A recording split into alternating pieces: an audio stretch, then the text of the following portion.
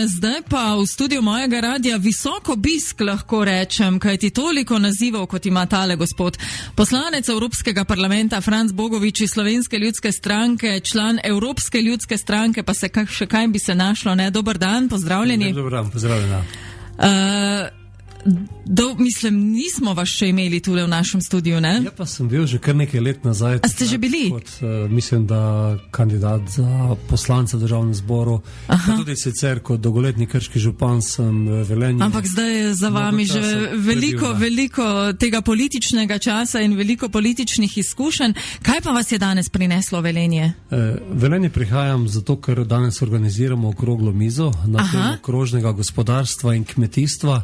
To je ena izmed, naj temu rečem, filozofije evropskega gospodarstva, kjer se stavi na to, da je potrebno naravne vire surovin čim bolj čuvati, jih čim večkrat predelati, obnoviti in kmetijstvo kot panoga že tisočletja sloni na temu, da se vse nekaj vrti. In del tega je tudi v okviru samega kmetijstva, tako v Sloveniji že pri nas. In danes bomo osvetlili te koncepte, ki za sabo tudi prinašajo odgovore na klimatske spremembe, na pomankanje virov, na naraščanje števila. Torej, zelo zanimiva okrogla miza in začela se bo čez slabo uro, ne? Tako je okrogla miza, kjer bomo spregovorili o kmetijstvu, spregovorili tudi o odpadkih. V celjski regiji imate preko Simbija zelo dobro rešen ta problem. Pridruži se nam tudi mlada podjetnica iz Koroške, ki izdeluje iz bioplastike, naprimer lončke za rože in podobno. Tako da bo zanimiva okrogla miza in kdor še se mogoče odloča, dobrodošel, da se nam pridruži. Tako, vsakdo lahko pride, sicer pa se bo zgodilo v Centru Nova, tudi mi smo o tem poročali v Centru Nova v Velenje ob 16:30. Drugače pa imate vi še kaj drugega zapovedati, ne? Zdaj glede na vse, kar se dogaja pri nas in v svetu, kaj je recimo, kaj bi izpostavili? V parlamentu smo imeli ta teden to 1. januarsko sejo, enkrat na teden gremo v Štrasburg, kjer je to plenarno zasedanje. Bilo je zanimivo, na pol mandata, po 2 letih in pol, na novo izvolimo predsednika parlamenta, to je postal gospod Antonio Tajani iz Italije. To ste imeli zdaj? To smo imeli ta teden. Prav tako podpredsednike in na nek način konstituiranje za drugo polovico, 5 let je mandata Evropskega sveta in sedaj je to postavljeno. Hkrati pa spregovorili o, začetku predsednikovanja Malte, na pol leta se menja država, ki predseduje Evropski uniji in v tem programu so tudi te ključne teme, ki so povezane, če hočete, z odhodom Britancev iz Evropske unije, se pravi z Brexitom, kako urediti področje zunanjih meja, begunci. To so te ključne teme, na nek način lahko rečemo kar šlager teme skozi ti 2 leti in pol, odkar sem v Evropskem parlamentu. In zagotovo ima to velik vpliv tudi doma. Če hočete, v teh dneh prihaja na naš parlament zakon, ki bi ne uredil odnose s tujci. Vidimo, da imamo tudi pripombe strani Sveta Evrope in v tem delu je na nek način skupna akcija in ključno pri upravljanju tega problema je, da tudi Evropska unija končno najde skupen odgovor, da zna skupno, zaščititi evropske meje, da zna tudi organizirati se v boju proti terorizmu, kriminalu, ki ne pozna meja in na nek način je, ker so zahtevni meseci pred nami.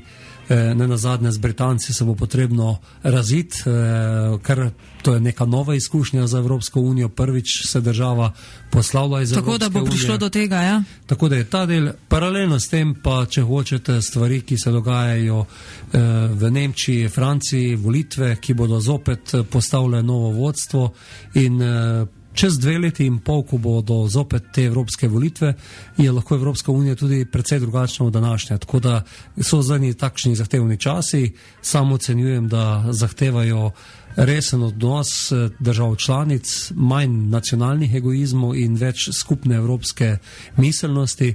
Konec koncev tudi Slovenci kot gospodarsko odprta ekonomija, 75% vsega bruto družbenega proizvoda izvozimo v Evropsko unijo in smo na nek način vsi med sabo zelo povezani. In mislim, da si zelo težko predstavljamo, kako bi na kontinentu, na svetu, v teh okoliščinah tako mala država, kot je Slovenija, funkcionirala sama zase.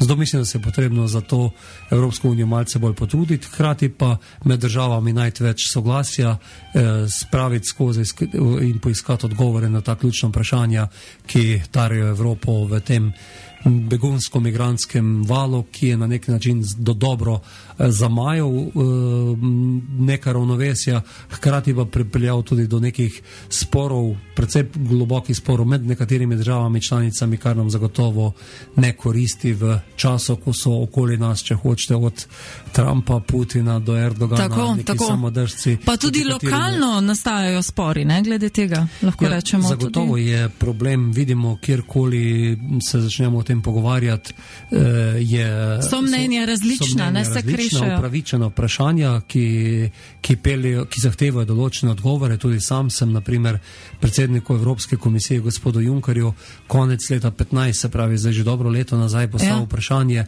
a ima kdo v Evropi odgovor, koliko ljudi lahko Evropa sprejme na svoja tla in jim čez pol leta zagotovi prihodnost. Kajti ni v tem migrantsko-begunskem valu dovolj samo najti zatočišče, ampak ljudje prihajajo z več željami na ta kontinent, prihajajo z željami po lepši prihodnosti in kot vidimo, na primer Nemčija, ki je sprejela 1 milijon ljudi v tistem letu 2015-2016, ima danes zelo velike probleme. Zato mislim, da je prav, da poiščemo te odgovore prej in iz tega razloga so potem tudi ta upravičena vprašanja. In mislim, da če ne delujemo transparentno, če ne seznanjamo občanov in če v bistvu občani tudi ugotovijo, da nimamo odgovorov, da ni jasne vizije, kaj naprej, so takšno vprašanje povsem na mestu in je treba od njih spregovoriti.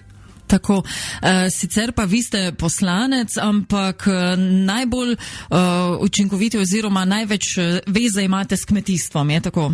Tako je, sam sem v Evropskem parlamentu, kjer se razporedimo v odbore, aktiven v 2 odborih. Prvi je odbor za regionalni razvoj, kjer govorimo o koriščenju evropskih sredstev. Ta namen sem tudi povabil v Slovenijo kolega poslanca iz Nizozemske, ki se je 3-4 leta nazaj pogajal za to finančno perspektivo, da smo spregovorili, kako uspešni smo, pa žal danes lahko za novo finančno perspektivo bolj govorimo še neuspešni, kajti to črpanje na začetku slabo. K sreči smo tisti denar, ki je bil na razpolago v letih 2007-2013 celoti izčrpali, zdaj bo potrebno pa to kolesje čim prej zagnati. Drugo področje je pa kmetijstvo in razvoj podeželja. Tudi sam sem agronom po izobrazbi, tudi doma pridelujem jabolka. In tu lahko recimo nam Slovencem zelo pomagate, ne? Moram reči, da danes prihajam na primer iz sadjarskega kongresa iz Krškega, ker sem govoril z ljudmi, kam gre približno ta kmetijska politika danes v Evropi in kam bo šla čez 3-4 leta. O tem že sedaj govorimo, kakšna bo nova finančna perspektiva, se pravi od 2020 naprej. Na nek način je prav, da poznamo te trende, da znamo tudi sami ustvarjati delno te trende, predvsem pa znotraj tega najti perspektivo za domače kmetijstvo. In slovensko kmetijstvo ni tisto, ki bi z masovno proizvodno lahko pariralo, ne vem, evropskemu, kaj šele svetovnemu kmetijstvu, zagotovo pa imamo zelo kvalitetne pridelke, ki jih lahko tudi stržimo. Ko sem prej omenil, da je bil na obisku nizozemski kolega Van Nistelrooy, je bilo prav zanimivo, ko je njegova žena zjutraj, ko je obiskala me na domu, pri meni ženo, prav dejala, ne moš si predstavljati, kaj sem dan začutila, ko je bila v Olimijah v hotelu. Ja. Ko je poizkusila jogurt, se je spomnila okusa iz svoje mladosti. S tem je želela povedati, da imamo mi dejansko kmetijstvo na nekem manj intenzivnem nivoju, ki se pa danes kaže kot naša izrazita prednost. In mislim, da imamo na tem področju veliko priložnosti, tudi o tem bomo danes govorili, kako se kratkimi trgovskimi verigami povezati. Zelo uspešno imamo mlekarno Celeo, ki je šla na to dodano vrednost, da so surovine brez krme, ki bi vsebovala gensko spremenjene organizme. Šaleška zadruga že več let zelo uspešno vodi zgodbo okoli ekološkega mesa, sledljivosti tega mesa. In to so ti prijemi, se pravi kvalitetna hrana v sožitju z naravo, s turizmom, so te priložnosti. In o tem lahko marsikaj spregovoriš v Evropskem parlamentu, predvsem pa glede na to, da sam tudi sem agronom po izobrazbi, bil tudi kmetijski minister, doma kmetujem na sadjarski kmetiji in sam sem si dal kot eno poslanstvo, da poizkušam čim več dobrih praks, ki jih vidim v Evropi, prevesti v slovenske razmere in jih poskušati uveljaviti doma. In mislim, da je to tisti čar Evrope, da dejansko v tej diverzificirani, pestri Evropi lahko resnično najdemo modele za svoje priložnosti in če hodimo z zaprtimi očmi po svetu, ni vrag, da jih ne bomo tudi spravili skozi, tako kot so številni slovenski izvozniki znali. Mislim, da teh priložnosti tudi v tem trikotniku narava, turizem, kmetijstvo. Tako, da se nekaj naučimo od drugih in potem na njihovih izkušnjah tudi mi gradimo. Pa veliko lahko tudi njih naučimo. To, kot sem že omenil, da smo znali očuvati da imamo naravo, neko pristnost, ne? Pristnost, neokrnjeno naravo, kvalitetne vire, nepreforsiranega kmetijstva, če smem temu tako reči. Tu mislim, so naše te priložnosti, ki jih moramo na koncu znati spraviti v produkte, v denar, da bodo tudi mladi se odločali za ta poklic, ki je lahko lep, vsekakor pa zahteva ob koncu meseca toliko prihodka, sicer se mladi pač ne bodo ukvarjali s kmetijstvom. In posledično bo tudi podeželje bolj prazno, ne vem, kakšen travnik več se bo še spremenil v gost in mislim, ali pa obloke. In mislim, da imamo tu neke naloge in mislim, da ima Slovenija tudi v okviru te skupne kmetijske politike veliko priložnosti, kajti v Evropi se vedno bolj zavedajo, kako pomembna je ta tip družinskih kmetij in pa sobivanja narave in pa ljudi in mislim, da se imamo temu malce manj intenzivnemu kmetijstvu lahko tudi zahvaliti za to, da bivamo v lepšem in pa bolj zdravem okolju. To je bilo izvrstno povabilo na današnjo okroglo mizo, ki se bo začela čez dobre pol ure, lahko rečemo, ob 4:30 v dvorani Centra Nova na Šaleške 21 v Velenju. To bo pogovor o priložnostih šaleško-savinjskega kmetijstva v krožnem gospodarstvu. Ja, gospod Franc Bogovič, še kaj za konec morda?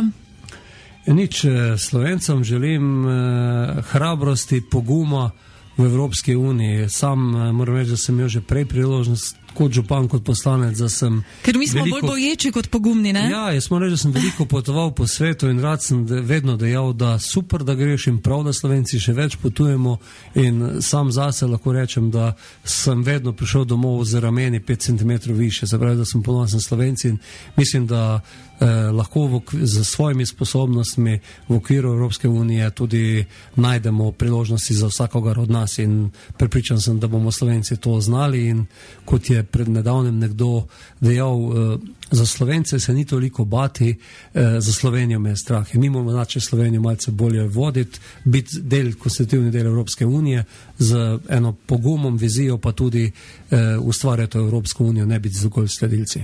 Tudi bolj spoštovati, verjetno, ne? Tako sebe in tudi druge. Tako. Poslanec Evropskega parlamenta Franc Bogovič iz Slovenske ljudske stranke, tudi član Evropske ljudske stranke. Hvala za obisk v studiu. Vem, da bi lahko še marsikaj povedala, ker iz vas besede kar vrejo in ja, vabljeni vsi na tale posvet, da se srečajo z vami, pa vabljeni tudi vi spet v naš studio, ko bo seveda kaj novega. Hvala za prijeten klevet. It's a kind of magic. It's a kind of magic.